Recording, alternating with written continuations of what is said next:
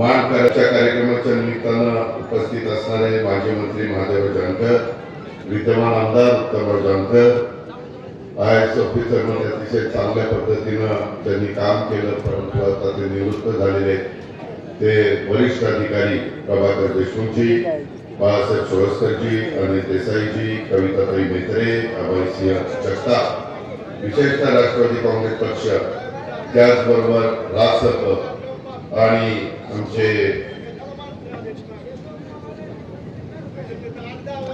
हे जे उपस्थित असणारे सर्व सन्माननीय पदाधिकारी, जमलेल्या बंधू भगिनींनो, माझ्या तरुण मित्रांनो, मी सुरुवातीलाच आपल्याला सगळ्यांना सांगतो, आमच्या सर्वांचं उत्तमराव जानकर असतील, महादेवराव जानकर असतील, मी असे बाकीचे आमचे सगळे जीवाभावाचे सहकारी असतील, आम्ही शिवशाहू फुले आंबेडकरांच्या विचारधारेने पुढे जाणारी लोक आहोत. 18 पर्यंत अगदी 12 गुत्तेदारांना बरोबर घेऊन ज्यावेळेस हिंदवी स्वराज्याची स्थापना झाली त्यावेळेस महाराजांनी रयतेचे राज्य निर्माण केलं. महाराजांनी कधी जाती जाती धर्मात भेदभाव केला नाही. आज आपण इतिहास बघितला तर ते आपल्याला सगळ्यांना पाहायला मिळेल. तीच गोष्ट महाराजांच्या नंतर राजर्षी शाहू महाराज असतील, महात्मा ज्योतिराव फुले असतील, घटनेचे शिल्पकार डॉक्टर बाबासाहेब आंबेडकर असतील, लोकशाही अण्णाभाऊ साठे असतील, मौलाना आझाद असतील, त्याच्या संदर्भामध्ये आपले राजमाता जिजाऊ महासाहेब असतील, पुण्यश्लोक अहिल्यादेवी होळकर असतील, आपल्या सावित्रीबाई फुले क्रांतिज्योती असतील किंवा रमाई माता असतील, त्या शिवशाहू फुले आंबेडकरांच्या विचारधारेनेच कालही महाराष्ट्र चाललेला होता, आजही महाराष्ट्र जातोय, पुढेही महाराष्ट्र जात राहणार. आज म्हसवड एक महत्वाचं गाव मान तालुक्यातलं. मी सुरुवातीलाच लाखो भाविकांचं श्रद्धास्थान असलेलं माझ्या म्हसवडच्या श्री सिद्धनाथाच्या चरणी नतमस्तक होतो. आजच्या प्रचार सभेच्या निमित्तानं मी 35 वर्षांपूर्वी राजकीय जीवनाला सुरुवात केली. बारामतीकरांनी मला पहिल्यांदा खासदार केलं. नदीच्या पलीकडेच मी असल्यामुळे तुम्हाला बारामती काही वेगळी नाही आणि मला मान काही वेगळं नाही.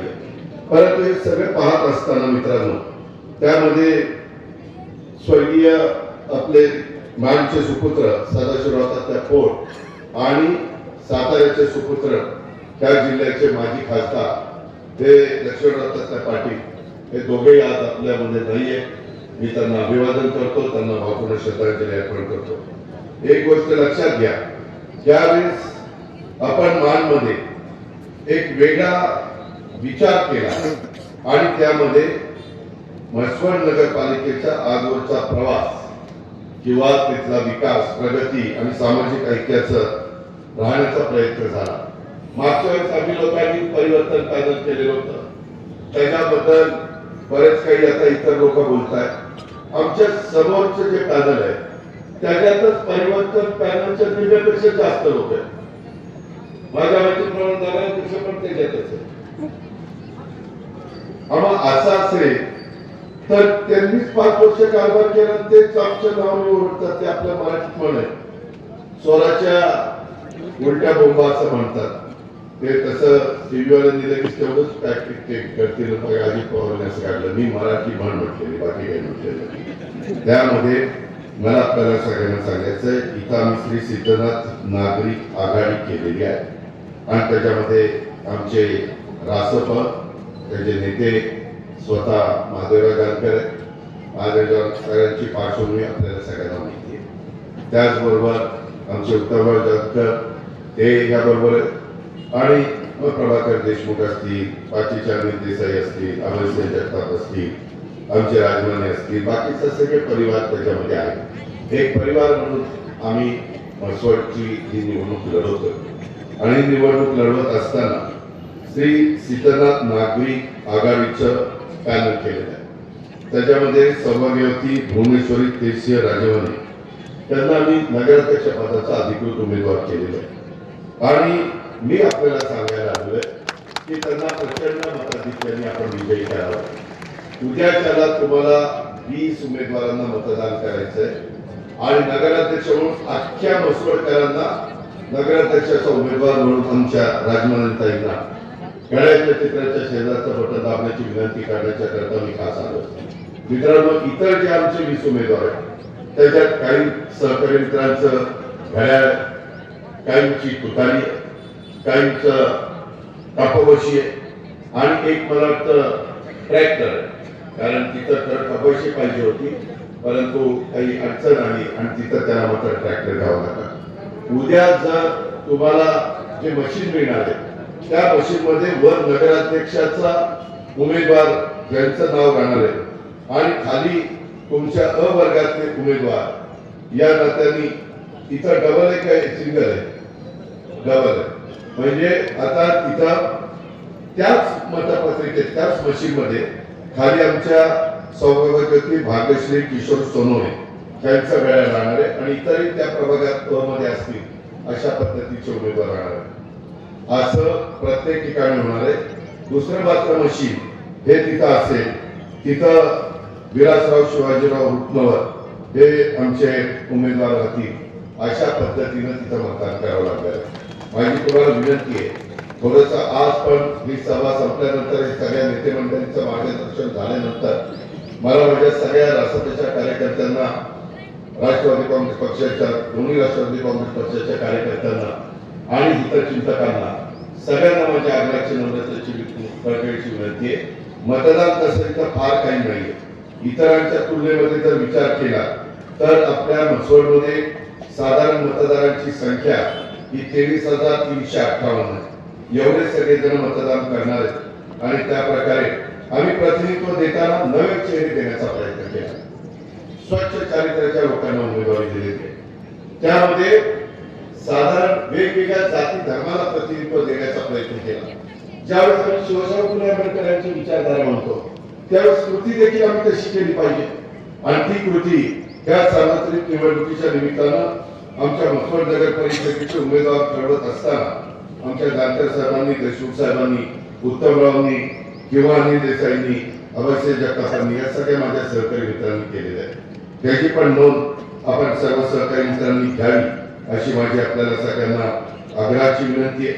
मित्रांनो, एकंदरीत जर आपण पाहिलं तर आजपर्यंत हे सौभाग्यवती भुवनेश्वरीताई त्यांना समाजकारणाचा वारसा मिळालेला, राजकारणाचा मोठा वारसा, म्हसवडमधील महिला सक्षमीकरणाच्यासाठी किंवा बचत गटांच्यासाठी, बळकटीसाठी किंवा शहरातील सर्वसामान्यांच्या सुखदुःखामध्ये त्या कायम सक्रिय राहिलेल्या. हा सामाजिक राजकीय विकासाचा वारसा सौभाग्यवती भुवनेश्वरताई यांच्या म्हसवडच्या प्रगतीत नक्कीच परिवर्तन करतील अशा प्रकारचा ठाम विश्वास आम्हा लोकांना सर्वांना वाटतो. म्हणून आपलं पवित्र बहुमत अशा प्रकारचं मत आपण प्रचारात त्यांना द्यावं. नगर परिषदेची निवडणूक ही शहराच्या दृष्टिकोनातून महत्वाची निवडणूक असते आणि त्याच्यात आपण शहराचा सर्वांगीण विकास करू शकतो. मित्रांनो, शहरात जर कुणाच्या ताब्यात द्यायचं म्हटलं तर काय पाहिजे? पिण्याचं पाणी. आज म्हसवडकरांना रोज पाणी मिळतं का? नाही मिळत. का नाही मिळत? कुठंतरी कमतरता राहिलेली. नीरा डावा कालव्यावर तुमचा पाण्याचा स्टोरेज टँक आहे. तो स्टोरेज टँक खरं तर नीरा डावा कालवा उत्तमराव नाही माहिती आहे, ते माझ्या आपल्या आयुष्याचं प्रतिनिधित्व करतात. कंटिन्यू जवळपास कालवा चालू असतो. तुमचा एक उजवा कालवा, माझ्याकडचा डावा कालवा, ज्यांना 40 वरगाव 500 खडकवासला टेंडर 40 जण फुल भरलेली आणि ती आतापर्यंत फुल भरलेली होती. त्याच्यामुळं नोव्हेंबर, डिसेंबर, जानेवारी, फेब्रुवारी, मार्च, एप्रिल, मे, जून इथपर्यंत पाणी आपण सगळ्यांनी व्यवस्थित वापरलं तर काहीही पाणी कमी पडायची अडचण नाही. यंदा पाऊसकाळ पण खूप झाला, खूप नाही तर अतिच झाला. मे महिन्यापासून सुरू झाला. तसं बघितलं तर मान खटावचा काही भाग आणि आपल्या खंडाळा फलटणचा काही भाग हे दुष्काळी तालुके. मी ज्यावेळेस तुमचा 1999 ला पालकमंत्री झालेलो होतो त्यावेळेस 2003 ला आम्ही दुष्काळाला सामोरं गेलो. सगळ्यात जुन्या लोकांना आठवत असेल, जनावरांच्या छावण्यात त्याच्यामध्ये टँकर दे, वेगवेगळे रोजगार हमीची कामं कर. मान म्हणजे रोजगार हमीची काम, मान म्हणजे दुष्काळ, असं एक समीकरण झालेलं होतं. परंतु सगळ्यांनी आपण प्रयत्न केला. त्याच्यामध्ये जीए काठापूर योजना असेल किंवा मराठवाडा महाराष्ट्र कृष्णा खोरे महामंडळ असेल, ज्याला इन्केव्हिटीचे म्हणतो, त्याच्यातून आम्ही लोकांनी तिथं जबाबदारी घेतली आणि आपलं वरच्या भागामध्ये तारळी असेल, उरमोडी असेल, वस्त्रा, वाजना आणि कवठेच्या जीए काठापूर त्या उपसा सिंचन योजना असतील, त्याला सगळ्याला गती देण्याचं काम आम्ही त्या बाबतीत केलं. मित्रांनो, काही काही ठिकाणी या व्हॅलीतलं पाणी त्या व्हॅली, जसं माझ्या भीमा खोऱ्यातलं पाणी सीना खोऱ्यात आम्ही काढलंय, बोगदा काढला, आपल्या कृष्णा खोऱ्याचं पाणी नीरा खोऱ्यामध्ये त्या ठिकाणी नेऊ शकतो. आता तंत्रज्ञान मानकरांनो एवढं विकसित झालंय की तुमच्याकडे जर विजन असेल तर तुम्ही काही पण करू शकता, हे त्याच्यातनं पुढे आलेले आहे. आणि म्हणून आपल्या सर्वांच्या पुढच्या तुमच्या माझ्या पिढीच्या भवितव्याच्या दृष्टिकोनातनं ही निवडणूक फार महत्वाची आहे. आणि त्याकरता माझी आपल्याला सगळ्यांना विनंती आहे की आपण सगळ्यांनी त्या सार्वत्रिक निवडणुकीच्या निमित्तानं श्री सिद्धनाथ नागरी आघाडी ही जी काही उभी केलेली आहे त्यांच्या पाठीशी आपण सगळ्यांनी मतदान करून उभं राहावं. हे शहराच्या विकासामध्ये काम करताना आम्ही ठरवले, आत्ताच गाडीत येत असताना सगळे बांधकाम सांगत होते, पाईपलाईन ती जुनी, आता 25 वर्षापूर्वी जर योजना केलेली असेल तर त्यावेळेस मसवडकरांची लोकसंख्या किती होती, आता किती झालेली आहे. काळानुरूप आपल्याला त्यामध्ये अधिकच काम करावं लागतं. तुम्ही बघा पलीकडे बारामतीमध्ये या, बारामतीमध्ये सातत्याने आदरणीय पवार साहेबांनी 67ला तिची सुरुवात केली, त्यांनी त्यांच्या परीने बारामतीचा कायापालट केला, देशाच्या नकाशावर बारामतीचं नाव गेलं. मी 90 पासून तिथं आलो मित्रांनो, 90 पासून आज 2025 झालं. 35 वर्षामध्ये तुम्ही माझं रेल्वे स्टेशन येऊन बघा, तुम्ही माझं बस स्थानक येऊन बघा, तुम्ही माझ्या शासकीय कुठल्याही इमारती येऊन बघा, माझ्या इथं रोजच्या रोज माझ्या लाडक्या बहिणींना, माझ्या माय मुलींना, माझ्या बांधवांना आम्ही पाणी देतो. माझं तुमचं जसं उजव्या कालव्यावर पाणी अवलंबून आहे तसं माझं डाव्या कालव्यावर पाणी अवलंबून आहे. नीरा डावा कालव्याला उजव्या कालव्याच्या तुलनेने पाणी कमी आहे, साधारण 35-40% आम्हाला, 60-65% इथं तुम्हाला साहजिकच त्यावेळेस तुमच्या भागातलं नेतृत्व त्यांनी इकडच्या दुष्काळी भागात पाणी आणलं, चांगलं केलं. त्याच्यामध्ये कुणाला काही दोष देण्याचं कारण नाही, कारण प्रत्येक तिथं लोकप्रतिनिधी म्हणून काम करताना आपल्या भागाचा कसा विकास होईल हा प्रयत्न करत असतो. परंतु शेवटी राज्य पण डोळ्यासमोर ठेवायचं असतं. मी बारामतीमध्ये माझे सकाळी 5 ला झाडलोट सुरू होती. माझे जे कोणी जबाबदार लोक, माझ्या महिला असतील, माझे पुरुष असतील, ते झाडलोट करतात. 7:30 पर्यंत सगळे शहर झाडलोट होऊन जातात.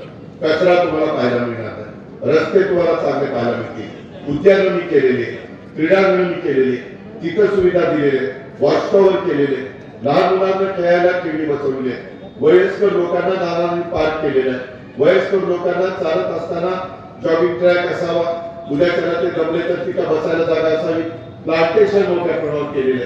पूर्वीच्या काळामध्ये माझा भिवंड रोड किंवा बारामतीचे रोड किंवा तिथली ग्रीनरी आणि आताची ग्रीनरी मी माझ्याकडे करून दाखवलंय. आणि ते मला तुमच्या सगळ्यांची साथ मिळाली, त्यांच्या सगळ्यांची साथ मिळाली तर मी ते बसवणमध्ये करू शकतो.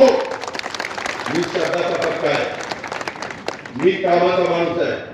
मला सकाळी उठल्यापासून काम करायला आवडतं. तुम्ही बघत असाल वेगवेगळ्या ठिकाणी रील्स येतात. मी सकाळी 6ला उठून कामाला लागतो. आता 6ला उजाडत नाही, गेल्यावर अंधार असतो म्हणून 6:30ला लागतो, पण आता 6:30ला उजाडतं. पण मित्रांनो, काम त्या पद्धतीने करायचं असतं तर शहर अतिशय चांगलं बनतं. माझ्याकडे आता आजूबाजूच्या भागातले एवढे लोक राहायला बारामतीत येतात. 67ला माझ्या बारामतीची मतदारांची संख्या 17,000 होती, आता 1,02,000 झाली. 6 पट वाढली. कशामुळे वाढली? सुविधा आल्यामुळे वाढली. पूर्वी जरा वेगवेगळ्या भागात, ग्रामीण भागात मुली सुना म्हणून जायला तयार नसायच्या. आता आई बापाला विचारतात कुठं सून म्हणून जायचं, बारामती आहे का, मम्मी जाणार आहे. असं आता नवीन लेखी म्हणायला लागलेले आहे. हे मी शिक्षणाची इतकी कवाडा जोडलेली सगळ्या जाती धर्माच्या लोकांना, लॉ कॉलेज असेल, मेडिकल कॉलेज असेल, आयुर्वेदिक कॉलेज असेल, असे वेगवेगळी कॉलेजेस काढलेले. ह्या सगळ्यात करावं लागतं. त्याच्यातनं आर्थिक सुबत झाली, बाजारपेठीला एक चालना मिळालेली, आरोग्याच्या करता सगळ्या सुविधा दिल्या. कारण उद्याच्याला कुठला गरीबातला गरीब माणूस माझ्याकडे महत्वाचे पण काही नागरिक आरोग्य उपचार घेण्याच्या करता येतात. उद्या मित्रांनो त्याची छोटीशी आवृत्ती आपल्याला आपल्या मसोरमध्ये करायची आणि ती करण्याची भरभरून ताकद आमच्यामध्ये आहे. कारण आम्ही सरकारमध्ये आहोत, आम्ही तिथं महत्वाच्या पदावर काम करतो. केंद्रात आमच्या ओळखी आहे, राज्यात आमच्या ओळखी आहे, उद्योगपतींच्या आमच्या ओळखी झाल्या, वेगवेगळ्या क्षेत्रातल्या नामवंतांच्या ओळखी आहे. आम्ही त्यांना CSRचा पण निधी मागू शकतो. मी मध्ये औंधाय इंग्लिश मीडियम स्कूल केलं, ते CSR मधनं निधी आणला आणि तिथं ते इंग्लिश मीडियम स्कूल केलं. मित्रांनो, करायचं म्हटलं सरकारचा इच्छाशक्ती पाहिजे, पॉलिटिकल विल पाहिजे, राजकीय इच्छाशक्ती. आणि म्हणून माझी तुम्हाला विनंती आहे की आता थेट मागे एकदा जनतेतनं नगराध्यक्ष जायचा विलासराव देशमुखांच्या काळात, परंतु नंतर त्यांनी ते पुन्हा बंद केलं. कारण लातूरला निवडणूक झाली, तिथं जनार्दन वाघमारे राष्ट्रवादी काँग्रेस पक्षाचे घड्याळाचे उमेदवार आम्ही दिले. त्या लातूरकरांनी आमच्याकडे काही काही वॉर्डामध्ये एजंट नव्हते, परंतु आतमध्ये जाऊन त्यांचं कुलगुरू म्हणून काम प्रतिम होतं. लातूरकरांनी सगळ्यांनी जाऊन त्या घड्याळाला बटणं दाबली आणि जनार्दन वाघमारे साहेबांना निवडून दिलं. विलासराव देशमुख मुख्यमंत्री, खालची सगळी टीम विलासरावांची निवडून आली आणि वर आमचे वाघमारे साहेब आले. शेवटी विलासरावांना म्हणावं लागलं की बाबा, एक नगराध्यक्ष एका विचाराचा बाबतीत घेऊन दुसऱ्या विचाराची म्हणल्यावर कामामध्ये थोडी गडबड होते आणि नंतर पुन्हा त्यांनी काढून टाकलं. पुन्हा आता नवीन ते नगराध्यक्ष पदाचं आणलेलं. ठीक आहे, जनतेला कळलं पाहिजे की आपण माझ्या शहराचं प्रमुख कोण पाहिजे आणि त्याच्यातनं आम्ही भुवनेश्वरी आमच्या राजमानेताईंना उमेदवारी दिलेली. माझी सगळ्या कार्यकर्त्यांना विनंती आहे, माझ्या राष्ट्रवादीच्या दोन्ही राष्ट्रवादीच्या मान्यवरांना विनंती आहे, आमच्या सहकारी आमचे मित्र जानकर साहेबांच्या राष्ट्रपतीच्या कार्यकर्त्यांना विनंती आहे, बाबांनो, हे उमेदवार ठरवत असताना कदाचित याच्यापेक्षा तो रिस्कोर असणाऱ्या उमेदवारांना थांबावं लागला असेल. कारण जागा 21 होत्या आणि त्याच्यामुळं जर तुमच्यात रुसवे फुगवे असतील, त्याच्यामध्ये काही व्यक्तिगत मतभेद असतील आणि गटगट असतील, तर कृपा करा, आपल्या शहराचा सर्वांगीण विकास करायचा असेल तर ते टोक्यातनं काढा. तर आपल्याला उद्याच्या 5 वर्षाच्या काळामध्ये या सगळ्या गोष्टी करता येऊ शकतील. आणि म्हणून आम्ही श्री सिद्धनाथ नागरिक आघाडीच्या वतीनं ज्या उमेदवार राजमाने भुवनेश्वरी ते सिंह दिलेले आहेत त्यांना निवडून आणण्याच्या करता आपण सगळ्यांनी त्यांना आशीर्वाद द्या, आपण सगळ्यांनी त्यांना भरभक्कम पाठिंबा द्या. आपण सर्वांनी मिळून एक दिलाने मसवडच्या विकास कामाच्या साठी ताईंना निवडून आणायचंय आणि त्यांच्याबरोबर घड्याळ, तुतारी, ट्रॅक्टर आणि कापडाची या ज्या पुन्हा आमच्या 20 आहेत त्यांना पण निवडून आणायचंय. आपल्या मसवडकरांची चांगल्या प्रकारची सेवा करण्याची संधी या सगळ्या 21 उमेदवारांना द्यायची. मसवडकरांनी ही जर संधी दिली तर मी आपल्याला खात्री देतो की शेवटी विकास करायला मसवडचं तर तसं तुमचं कर रूपाचं उत्पन्न बघितलं तर माझ्या माहितीप्रमाणे 10 कोटीपर्यंत असेल, 10 कोटी. कारण माझं बारामतीचं 40 कोटी आहे. मी मागाशी चाकण लावतो त्यांचं 10-12 कोटी. तुम्हाला बाकीचा जो निधी मिळतो, पूर्वी तुम्हाला जकात होती, आता जकात काढली, नंतर आम्ही सेल टॅक्स आणि त्याच्यामध्ये व्हॅट काढलं, आता तेही काढलं, नंतर आम्ही NBT आणलं, लोकल बॉडी टॅक्स तेही काढलं. देश पातळीवर ठरलं की बाबा आपण वन नेशन वन टॅक्स म्हणजे एक देश एक कर, तो आपण देशाने जम्मू काश्मीर पासून कन्याकुमारी पर्यंत लागू केलं. आता आपला जो GST आहे म्हणजे GST पंतप्रधान मोदी साहेबांनी कमी केला, 28% 12% आणला, 18% 12% 5% आणला, 5% काढून टाकला. त्याच्यातनं साधारण वेगवेगळ्या राज्यांना थोडासा फटका बसला, आपल्याही राज्यांना 10-12 हजार कोटीचा फटका बसला. जे खरं ते खरं, पण गोरगरीब सर्वसामान्य माणसाला, मसवडच्या शेवटच्या माणसाला ते परवडावं, गरीबातल्या गरीब माणसाला परवडावं आणि म्हणून त्याचं सगळ्यांनी आम्ही समर्थन केलं. मला आपल्याला सांगायचंय की आता जेवढा देशात GST गोळा होतो त्याच्या 16 ते 17% GST एकट्या शिवशाहू फुले आंबेडकरांच्या महाराष्ट्रात गोळा होतो. त्याच्यातले निम्मे पैसे केंद्राला जातात, निम्मे पैसे आपल्याला राहतात. आणि मग ते पैसे बजेटमध्ये दाखवून आम्ही वेगवेगळ्या महानगरपालिका, नगरपालिका, नगरपंचायती, नगर परिषदा त्याला पैसे त्या ठिकाणी देत असतो. माझी तुम्हाला विनंती आहे की तो निधी आला तरच आपल्याला किंवा आमच्या भुवनेश्वरताईंना आणि त्यांच्या सगळ्या टीमला हे काम करता येणार आहे. आम्ही आहोत का? मी स्वतः सांगतोय, अजून आमचं सरकार 5 वर्षाच्या करताय, त्याचं 1 वर्ष गेलं, 4 वर्ष आम्ही आहोत. त्याचा विचार तुम्ही करा आणि आम्ही करून दाखवलेलं. मित्रांनो, मान ही भूमी तसं बघितलं तर नररत्नांची काठ म्हणून माझ्या मानच्या भूमीकडे बघितलं जातं.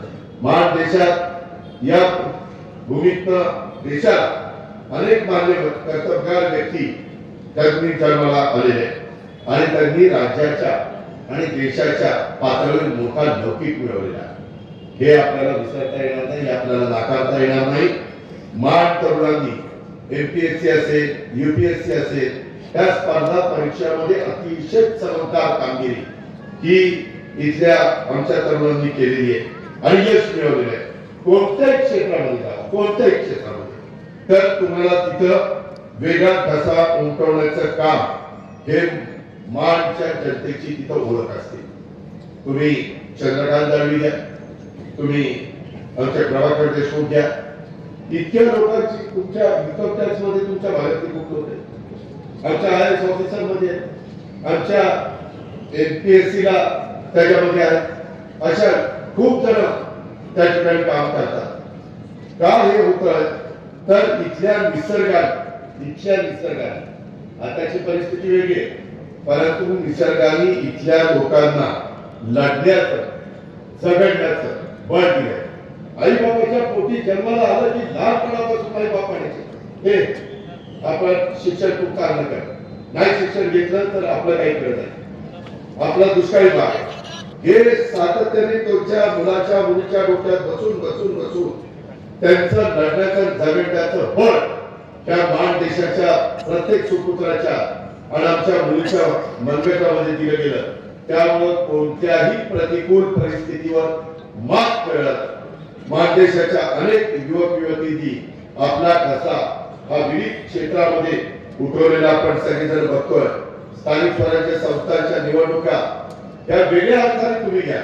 लोकसभेच्या निवडणुकीच्या निमित्तानं देशाची 140 कोटी जनतेचा कारभार कोणाच्या हातामध्ये द्यायचा हा निर्णय तुम्हाला घ्यायचा असतो आणि देशातील जनता ती घेते. महाराष्ट्राच्या विधानसभेच्या निवडणुकीमध्ये साध्यापासून बाध्यापर्यंत 288 आमदार निवडून देत असताना कुणाला बहुमत द्यायचं हा निकाल तुम्ही घेत असता. तो बाबासाहेब आंबेडकरांनी अधिकार दिलेला आणि तो तुम्ही पार पाडता. पण तुम्ही बघा, लोकसभेला लोक वेगळा विचार करतात, विधानसभेला लोक वेगळा विचार करतात. माझं ते घडलेलं आहे. नगरपालिका, महानगरपालिका, नगर परिषद याच्यात पण जनता वेगळा विचार करते. आणि म्हणून महाराष्ट्रामध्ये आम्ही ज्या फिरतो बाबांनो, त्यावेळेस ज्या अनेक ठिकाणी मोठ्या नेत्यांनी राज्याच्या प्रमुख पदापर्यंत जे मदत मारलेली आहे, त्याच्यात स्थानिक स्वराज्य संस्थांमध्ये पुढे आलेल्या जे रेटेचं राजकारण स्वर्गीय यशवंतराव चव्हाण साहेबांनी केलं, या साताच्या सुपुत्रांनी केलं. त्यांनी त्या महाराष्ट्राला एक दिशा देण्याचं काम केलं. सुसंस्कृतपणा राजकीय जीवनामध्ये कसा सांभाळला पाहिजे, शब्द कसे वापरले पाहिजे, लोकांना कशा पद्धतीने आपलंसं केलं पाहिजे, विरोधकांच्याही बद्दल एक चांगली भावना कशी ठेवली पाहिजे, हे स्वर्गीय यशवंतराव चव्हाण साहेबांनी सातत्याने शेवटपर्यंत महाराष्ट्राला देशाला दाखवून दिलेलं आहे. आणि म्हणून मला आपल्याला सगळ्यांना सांगायचं आहे की या सगळ्या एकंदरीत व्यापातून पुढे जात असताना या जी काही आम्ही आघाडी केलेली आहे, श्री सिद्धनाथ नागरी आघाडी, त्या आघाडीच्या बाबतीमध्ये आपण आमच्या ताईंना, राजमानी ताईंनी, भुवनेश्वरी तेसिंह राजमानी यांना प्रचंड मतांनी निवडून द्यावं. 20 उमेदवार आमचे रासपचे, आमच्या दोन्ही राष्ट्रवादीचे हे आम्ही उभे केलेले आहेत. आणि त्यांचं घड्याळ, कपाशी, तुतारी आणि ट्रॅक्टर अशा लक्षात राहणाऱ्या खुणा आपल्याला सगळ्यांना दिलेल्या आहेत. माझी तुम्हाला आजोड विनंती आहे की एकंदरीतच आम्ही लोक केंद्राचा पण निधी आणायला कुठं कमी पडणार नाही, कारण तिथं आम्ही एनडीए सरकारमध्ये आहे, त्याचबरोबर राज्यात मी महायुतीच्या सरकारमध्ये आहे. तिथं पण मी कुठली अडचण येऊन देणार नाही. एकंदरीतच कोणतंही संकट असो, पूर, दुष्काळ, अतिवृष्टी किंवा आर्थिक अडचणी, त्या काळामध्ये आम्ही सगळेजण जनतेच्या अडचणीतून बाहेर काढण्याच्या करता धावून जात असतो, त्यांच्या पाठीशी उभं राहत असतो. सर्वसामान्यांची दुःख ही आमची ओळखून ते दूर करण्यासाठी आम्ही सगळेजण, आमची आघाडी प्रामाणिकपणे नेतृत्वानं आणि जबाबदारीनं काम करत असते. आता त्यांच्यावर महत्वाची जबाबदारी आपण टाकली पाहिजे, कारण या देशाचा, या राज्याचा विकास जर महत्वाचा असला तर तो शिवशाहू फुले आंबेडकर हा जसा देशाच्या लोकशाहीचा आत्मा आहे, तसाच हा आमच्या आघाडीचा पण उभ्या केलेला आत्मा आहे. आत्म्याशिवाय कोणी जिवंत राहू शकत नाही. त्यामुळं शिवशाहू फुले आंबेडकरांची विचारधारा घेऊनच आम्ही पुढे चाललेलो की आम्ही कदापि सोडणार नाही. त्याच्या प्रचार सभेच्या निमित्तानं देखील मी आपल्या सगळ्यांच्या समोर जाहीर करू इच्छितो. आणि मसवड शहरासाठी जर कुणी दमदाटी करतील, काही जण सांगतात की दादा इथं दमदाटी होते, मसवड करा तो. माझ्याकडे प्रभाकर देशमुख, माझ्याकडे प्रांत होते, माझ्याकडे कलेक्टर होते, राज्यामध्ये सचिव होते, अनेक महत्वाची पद भूषवली. त्यांना विचारा कधी बारामती तर अनेक वर्ष गावचा सत्ता पण आमच्या ताब्यात आहे, तालुक्याची पण आहे, जिल्ह्याची पण आहे, राज्याची पण आहे. पवारसाहेब 10 वर्ष मुख्यमंत्री असताना देशाची पण होती. गल्लीपासून दिल्लीपर्यंत सगळ्या ठिकाणी आम्ही होतो, परंतु कधी आम्ही सत्तेची मस्ती दाखवली नाही. कुणी सर्वसामान्य शेवटचा माणूस असेल तर त्याचाही आम्ही मान सन्मान ठेवायचो. तो कुठल्याही जातीचा असू द्या, धर्माचा असू द्या, पंथाचा असू द्या, तो माणूस आहे ना, माणूस ही आमची जात. त्या पद्धतीने आम्ही बाबांनो काम करत असतो. परंतु अलीकडे तसं घडत नाहीये, असं दबक्या आवाजात लोक सांगतात. माझं तुम्हाला सांगणं आहे, अजित पवार सहित कुणी तांबडपट घेऊन इथे जन्माला आलेलं नाहीये. सत्ता येत असते, सत्ता जात असते. मागे देखील आमचे महादेव कॅबिनेट मंत्री होते, कृषी संवर्धन खातं होतं. मी कित्येकदा माझी कामं घेऊन त्यांच्याकडे जायचो. ते पण थोड्या मनाने या दादा कुठल्या कामात करून द्यायचे. कधी त्यांनी भेदभाव केला नाही. मी मंत्री आहे, तो पूर्ण महाराष्ट्राचा, महाराष्ट्रातल्या जनतेचा, हे त्यांनी मनामध्ये ठेवलं आणि आम्हाला सगळ्यांना त्या काळामध्ये मदत केली. मंत्री असताना पण माझ्या भागात यायचे आणि तिथं साध्या घरामध्ये कधी कार्यकर्त्याच्या घरी मुक्काम करायचे.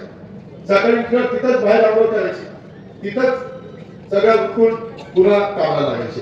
एकदम तळागाळामध्ये काम करणारा हा आपला सहकारी, अशीच माणसं असावी लागतात. तर जनतेला वाटतं की हा माझ्या घरातला माणूस आहे, हा माझ्या जवळचा माणूस आहे. आणि तशाच पद्धतीनं बारामतीमध्ये आम्ही कधी हे डोक्यामध्ये आणलं नाही. सगळ्यांना, विरोधक असो कुणी असो, बाळासाहेब सोनसकर इथे त्यांचे पाहुणे माझ्या पंचायतीमध्ये, त्यांना विचारा. काकडे देशमुख आमच्या 3 पिढ्या आम्ही एकमेकाच्या विरोधात होतो, पण आज देखील काकडे मंडळींची पण कामं करतो. निमूरमध्ये किती कामं केली सतीश काकांनाच तुम्ही जाऊन विचारा. ही आमच्या कामाची पद्धत आहे. म्हणून मसवडकरांनो, आजची रात्र महत्वाची आहे. काही दमदाटीला कोणाला घाबरू नका. ज्या गावच्या मुली असतात त्या गावच्या बाबी असतात. आलेला कार्य करण्याची ताकद आपल्यात पण आहे, परंतु आपण कायदा हातात घेत नाही. आपण त्या ठिकाणी घटना आणि संविधान यांनी जो आदर्श तुमच्या माझ्या पुढे निर्माण केलेला आहे, त्या आदर्शाच्या बाहेर आपण जात नाही. या पद्धतीची भूमिका आमची श्री सिद्धार्थ नागरी आघाडीची आहे आणि त्याकरता माझी आपल्याला कळकळीची विनंती आहे. तुम्ही जर माझ्या आव्हानाला प्रतिसाद दिला तर उद्याच्या आपल्या परिसराच्या सर्वांगीण विकासाच्या करता मी देखील माझं जेवढी काही ताकद असेल, जेवढं काही माझा त्या ठिकाणी तुमचे विकास करता येईल तो करण्याच्या करता मी असेल, आमचे महादेवराव जानकर असतील, आमचे उत्तरराव जानकर असतील, आमचे प्रभाकर देशमुख असतील, आमचे अर्जुन अनिल देसाई असतील, आमचे अभिषेक जगताप असतील, आमचे सगळेच बसलेले माझे जीवाभावाचे सगळे पृथ्वीराज राजेमाने असतील, सगळे, मी तुमचं नाव घ्यायचं राहिलं, पण सगळे म्हणजे सहकारी. आम्ही कधी जातीपातीचं नात्यागोत्याचं राजकारण केलं नाही. सगळा समाज हीच आमची जात, शेतकरी हीच आमची जात. आमचा शेतकरी ताट पाण्याने जगला पाहिजे, ताट पाण्याने राहायला पाहिजे. या पद्धतीनं आम्ही पुढे जातोय. मसवडकरांनो, तुम्ही आमच्या भुवनेश्वरी ताई राजमाने आणि त्यांच्याबरोबर असणाऱ्या 20च्या 20 उमेदवारांना आपण आपले आशीर्वाद द्या, आपला बहुमोल असं पवित्र असं मत द्या आणि ह्या 21 लाखांना 5 वर्षाची आपल्या सगळ्यांची प्रतिनिधित्व करण्याची संधी द्या. मी सांगितलेल्या गोष्टी आमचे पॅनल निवडून आल्यानंतर करण्याची जबाबदारी माझी राहील. हा शब्द मी तुम्हाला देतो आणि आपल्या सगळ्यांची